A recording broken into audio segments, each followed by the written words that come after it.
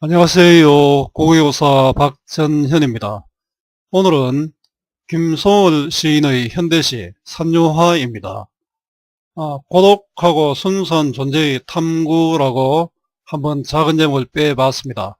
왜 그런지는 작품을 통해서 한번 알아보고요. 우리나라의 대표적인 소프라노죠. 조수미 님께서 부른 산유화가 링크되어 있고요. 또 김소월 시인의 시의 특징을 설명한 자료가 링크되어 있습니다. 이 부분은 여러분들이 한번 확인해 봤으면 좋겠습니다. 힘든 일이 있을 때 기댈 곳이 마땅치 않을 때가 많지요. 나만 왜 이렇게 살아야 하는지, 왜 이리 외로운 삶인지 생각할지도 모르겠습니다. 그러나 나의 삶만 이런 것은 아닌 듯합니다. 정호승 시인의 수선화에게 한 구절을 인용해 보지요. 울지 마라. 외로우니까 사람이다. 살아간다는 것은 외로움을 견디는 일이다. 그렇습니다. 우리의 삶은 외로움을 견디며 더 단단해져야 합니다. 산에 피어있는 꽃 한 송이를 보고 산다는 것은 원래 고독한 것이라고 알고, 더 나아가 고독, 즉 외로움을 순수하고 아름다운 것으로 인식했습니다. 그렇습니다. 내가 만나는 오늘의 고독과 외로움은 아름다운 것입니다. 여러분 힘내십시오. 김소월 시인의 산유화입니다. 산에는 꽃 피네, 꽃이 피네. 가을 봄 여름 없이 꽃이 피네. 산에 피는 꽃은 저만치 혼자서 피어있네. 산에서 우는 작은 새여, 꽃이 좋아 산에서 사노라네. 산에는 꽃지네, 꽃이 지네.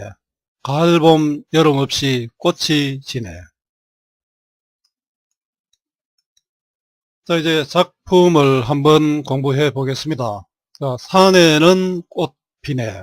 자, 산에는 꽃 피네. 별로 어려움이 없지요. 자, 네 한번 유의를 해볼까요? 자, 네는 종결음인데요. 자, 산에는 꽃이 피어 있구나 이런 감탄형이 아니지 않습니까? 그래서 감정이 절제된 종결음입니다. 자, 이런 감정이 절제된 종결음이가 이 시에서는 반복되고 있습니다. 자, 이렇게 반복을 통해서 운율이 형성되겠지요. 자, 꽃이 피네. 자, 여기는 한번 볼까요? 꽃 피네가 꽃이 피네가 되었지 않습니까? 자, 꽃 피네가 꽃이 피네가 되었습니다. 자, 시에서 운율을 형성하는 방법이 반복과 변조 또는 변조입니다. 변조는 바뀐다는 뜻이죠. 자, 꽃 피네에서 꽃이 피네로 바뀌면서 또 약간의 운율감이 형성되겠죠. 자, 시에서 운율 형성 방법은 반복과 변조가 중요합니다. 가을, 봄, 여름 없이. 자, 가을은 어떻습니까? 가을이 되죠. 의도적으로 변형했죠. 이렇게 변형함으로써 또 운율 형성되고요. 보통의 순서는 봄, 여름, 가을이지 않습니까? 근데 가을, 봄, 여름 이렇게 계절의 순서를 바꾸었습니다. 자, 이렇게 바꿈으로써 또 우리 어떤 운율감과 또 시의 맛을 느낄 수 있겠지요. 꽃이 피네. 자, 운율이죠. 이렇게 겉으로 드러난 운율을 우리가 외제율이라고 합니다.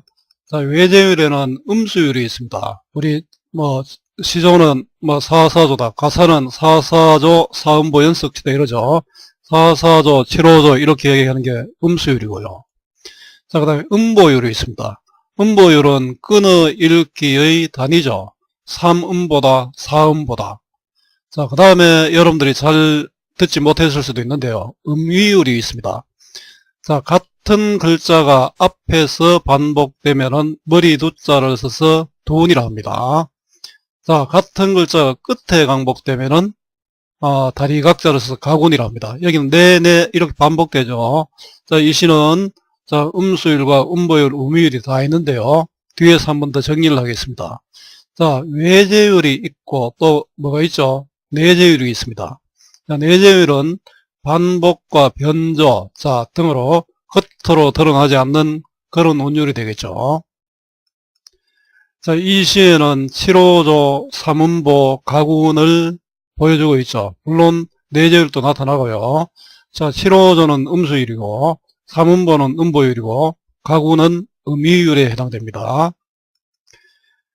자, 1년은 가을, 봄, 여름 없이 산에 피는 꽃입니다.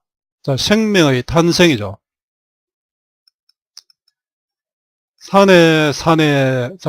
산에가 뭐고 있죠? 반복이 되죠. 자, 반복은 운율 형성의 기본이라고 했습니다. 피는 꽃은, 자, 이제 꽃이 있는데요. 꽃의 의미를 한번 살펴볼까요? 자, 이 시의 제재입니다. 이 시의 제목이 바로 산유화죠. 산유화가 산에 피어 있는 꽃이란 뜻이죠. 자, 이 꽃은 단순한 꽃만이 아니라 세상의 모든 사물을 뜻합니다. 자, 이런 의미에서 이 꽃은 상징적 의미를 가지고 있다고 할 수 있겠지요. 저만치 혼자서 피어있네. 자, 저 꽃이 저만치 혼자서 피어있다라고 했습니다. 자, 시의 특징 중 또 다른 것이 함축성이죠. 자, 이 저만치는 이런 함축성을 갖고 있는 시입니다. 자, 화자가 산의 바깥에서 볼 경우에는 저만큼입니다. 그 나와는 다른 것이죠. 그 나와는 다른 것이면 내하고 떨어져 있다. 따라서 나와 꽃의 거리니까 이를 통해서 인간과 자연의 거리를 드러냅니다. 자, 그렇다면 내가 나중에 이 꽃이 부러워한다라면 바로 이 꽃이 부러운 존재니까 자연에 가고 싶은 소망이 투영된 그런 의미를 할 수 있겠죠. 자, 화자가 산 안에서 볼 경우에는 어떨까요? 자, 저렇게입니다. 자, 이때는 나와 같은 것이죠. 자, 화자와 같이 고독한 존재가 된다는 뜻입니다. 자, 저만치 피어 있는 꽃입니다. 자, 이 꽃은 고독하고 순수한 존재를 뜻합니다. 산에서 우는 작은 새야. 자, 꽃이 있었고 이제 작은 새가 등장하는데요. 자, 근데 우는 것은 작은 새가 아니라 내가 우는 것이죠. 이렇게 내 감정을 다른 대상에 의지해서 나타내는 것을 감정이입법이라 하죠. 작은 새는 감정이입의 대상이 됩니다.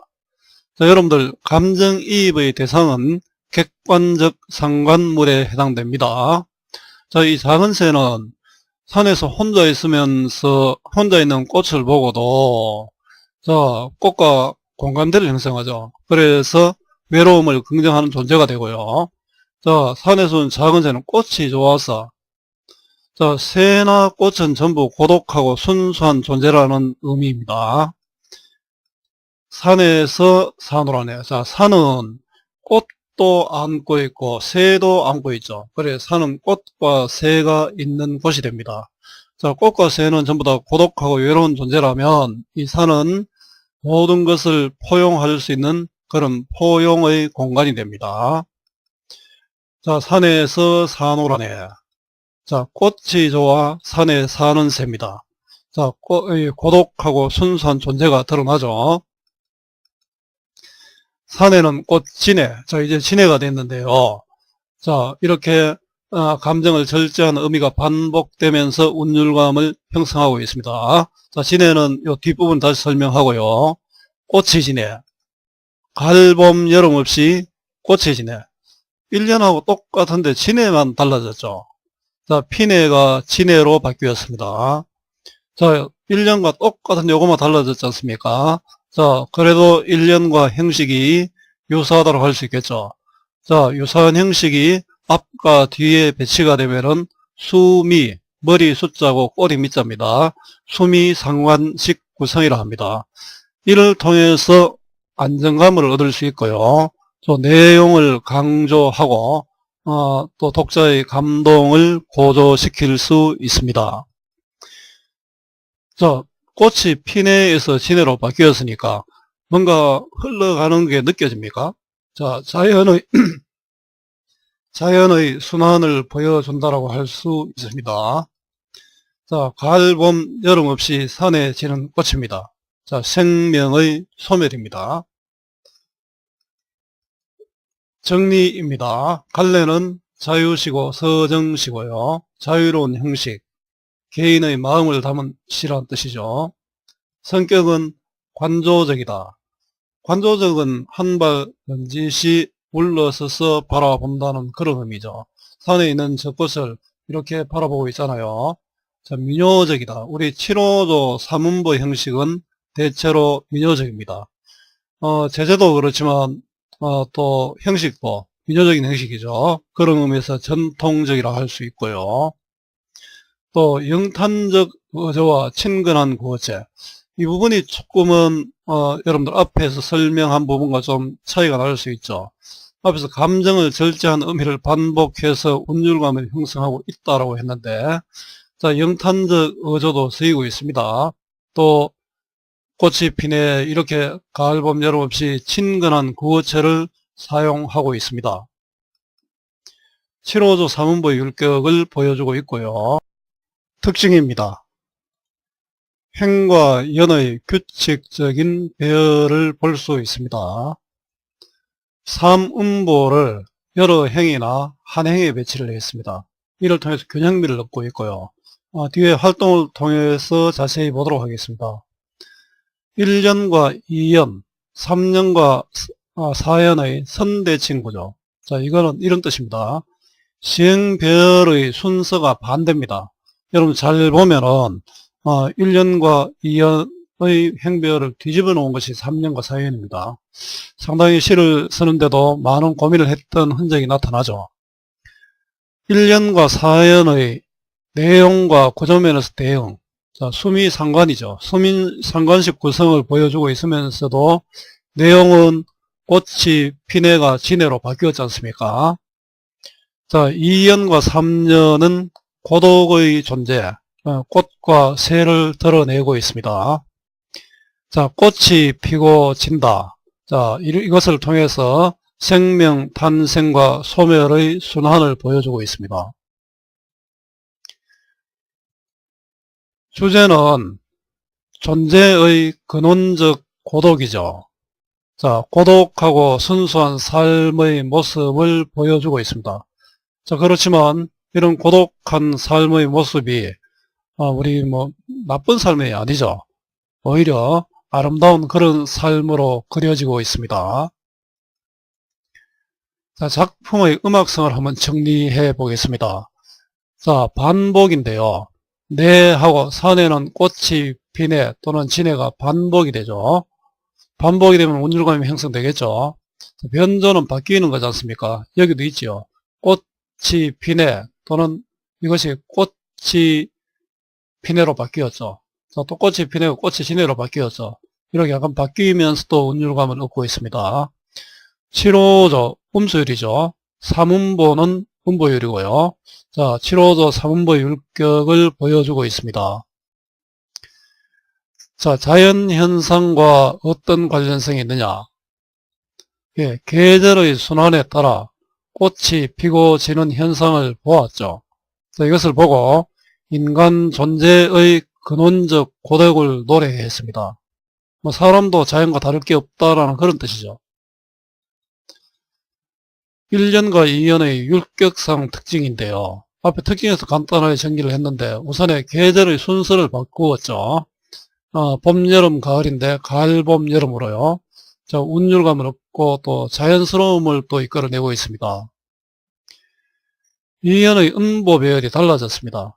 자, 2년에서 보면은 1년에서는 3음보를 두 줄에 걸쳐서 배치를 했는데 3음보를 세 줄, 마지막에는 한 줄로 배치를 했습니다. 저만치의 다이성입니다. 자, 화자가 산의 바깥에서 볼 경우는 화자와 다른 존재가 되겠죠. 저만큼 이런 뜻이고요. 화자가 산 안에서 볼 경우는 화자와 같은 존재, 저렇게의 뜻이 됩니다. 이 문제는 뒤에서 한 번 더 나옵니다. 자, 주제와 가치는, 주제는 인간의 근원적 고독을 노래하고 있고요. 자, 이 작품의 가치는 그럼 고독한 것이 뭐가 가치 있노? 이렇게 이야기할 수 있지 않습니까? 인간은 고독한 존재임을 안다. 여러분들이 이제 고독하거나 할 때, 나만 왜 이래? 이러는 것보다, 내가 인간이기 때문에 이렇구나. 다른 사람도 이렇구나 하고 위로를 받을 수 있겠죠. 이를 통해서 자신의 삶을 되돌아볼 기회를 갖게 되면 더 좋겠죠. 자, 산유화의 예술적 가치인데요. 산유화의 언어 예술을 한번 볼까요? 사문보의 다양한 배열, 앞에서 나왔죠. 사문보를 두 줄에도 나타냈고, 세 줄에도 나타냈고, 한 줄로도 나타냈지 않습니까? 자, 또 저만치의 함축성이 있습니다. 저만치는 나와 다른 존재일 때는 저만큼이고, 저렇게, 나와 같은 존재일 때는 저렇게였습니다. 자, 주변에서 만난 봄꽃에 관한 느낌을 말해보자입니다. 여러분들 많은 꽃들을 만났는데 어떤 느낌을 받은 적이 있습니까? 앞으로는 꽃을 만날 때 그 꽃에 대해 내가 어떤 느낌을 받는지 한번 생각해 보면서 친구들과 이야기해 보면 좋겠습니다. 인간이 고독하다 이런 시를 배웠는데요. 여러분들 이 고독함을 또 슬기롭게 극복하고 또 이것을 승화시킬 수 있는 그런 삶을 살 때 여러분들의 미래도 밝아지겠지요. 이렇게 우리 삶에 대해서도 근본적인 성찰을 함으로써 오늘의 삶을 더 뜻있는 삶으로 만들어 나가야 한다는 그런 생각을 했으면 좋겠습니다. 오늘 김소울 시인의 산유화였습니다. 수고 많았고요. 선생님은 오늘도 고맙게 생각합니다.